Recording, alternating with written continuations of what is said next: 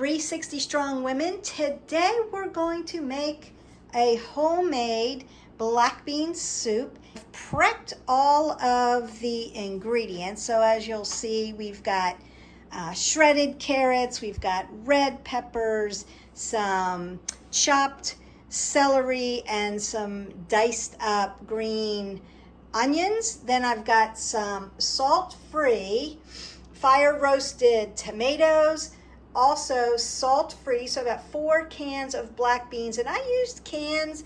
You can soak black beans and use them from a bag. I just used the cans, but make sure that they're salt-free. I've got some bone broth. You can use vegetable broth. I like bone broth because it has extra protein, but if you're vegetarian, you're going to use vegetable broth. And notice that it is unsalted. So this is a low sodium black bean soup recipe. I've got a soup emulsifier. I'm going to use that. I've got a little coconut milk to add a little creaminess to it at the end. You can use any kind of almond milk or oat milk if you want to, something that's non-dairy. We're staying away from the dairy. And then I've got all my spices measured out. So I've got some smoked paprika, some garlic, some coriander, some cumin, and some oregano. And then you could just chop it all up. So I did all the prep work. It doesn't take a long time to prep. I'm going to use a Dutch oven. You can use one that's a stock pot that's a little less deep than this. It doesn't have to be this deep. So I've put a tablespoon of really good olive oil in the bottom. If you're not using oil, just make sure as you're cooking down your vegetables that they don't stick. I'm just going to put on my oven. So what I'm going to do is saute the vegetables and the spices first. And I've added some coarse black pepper. Can't have enough black pepper. It's an antioxidant. Then I'm just going to throw in my carrots, my red peppers, my celery, and my onions, and put them all into a pot. So it's about two green onions, 2 stems of celery, 1 red pepper, about a medium size, and then maybe a half a cup of shredded carrots. And then I want to put in my unsalted, fire roasted tomatoes, and I just got that from a can, and you can do that. Now what I like to do is I like to clean as I go, but you don't have to. You can just, if you have a big counter space, you don't have to worry about it. I don't have a big counter space. I just live in a condo, so I'm going to sprinkle everything in all at once. And then just start to stir this down. So I've got a little bit of moisture from the tomatoes, so it's going to meld all of my vegetables together. It's already starting to smell wonderful. I wish our videos had smell-o-vision because it's going to be amazing. What I love about this is you're going to get so many dense nutrients. Remember, we're all about color of the rainbow. Oh, can you hear that and smell that? Color of the rainbow, deep nutrients, right? For a little bit of time, right? So not trying to take up a lot of time. So I'm just going to cook down and saute these vegetables a little bit. And there they are, just cooking really nice. If you have that smell-o-vision on, just think about turn this down now to a simmer, and I'm going to add some of my bone broth in. So I've measured this out already. I make black bean soup a lot and other kinds of soups, and now that fall's coming, it's important, but it's fast and easy. So I'm just going to kind of cover the top. You can use about 3/4 of a cup, and that's what was left in this. So that, there goes that. And then you're going to start to simmer this down a little bit. You can put a lid on it if you wanted, and it's just going to cook down. And so what I'm going to do next is I have rinsed. Now these are no salt. Remember, we're doing low sodium, so heart healthy black bean soup. You're not going to miss the salt at all. And I buy it in cans. This is no salt on it. Some say low sodium. So if you're using low sodium, you're using regular, and I still rinse them. So I'll put them in a colander, pour the cans in, and rinse them really thoroughly before I add them into the soup. So that's pretty important, just to make sure you're not adding more salt into your soup.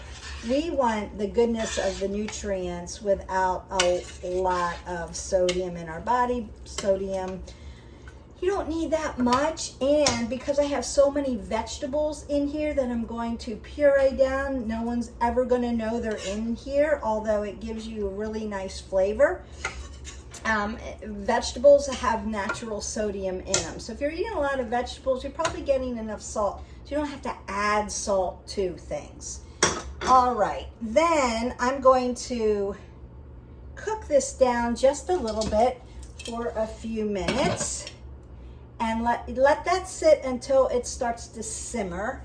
And then what we're going to do then is get our soup emulsifier. Now, if you don't have a soup emulsifier, I highly recommend that you get one for all of these soups that we're going to be making. If you have a blender, you can use a blender. Sometimes I use my Ninja. It's very effective.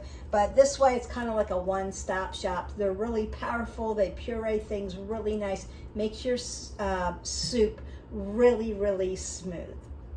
So once I get this cooking and it's been a little bit of time, it looks like it's ready. You can turn off your stove for just a little bit while you're using the emulsifier, safety first. And then I'm just going to plug it in. It's going to be a little bit loud. I'm just going to show you how to use it really quickly. So try to keep the cord away from you. You're just going to put this in. There's 2 speeds, and you just turn it on and start to stir. So it's going to blend down all of those nutrients into a nice pureed soup.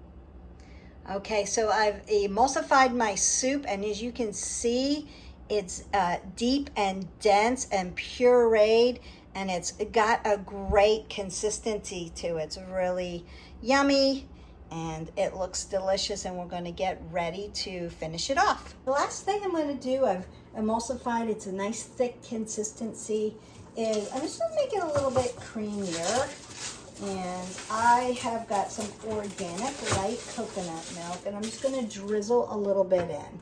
I think less is more, so maybe a tablespoon or so, and then you can decide, creamy, not creamy. Some people don't need it. I just think it's makes it a little bit creamier.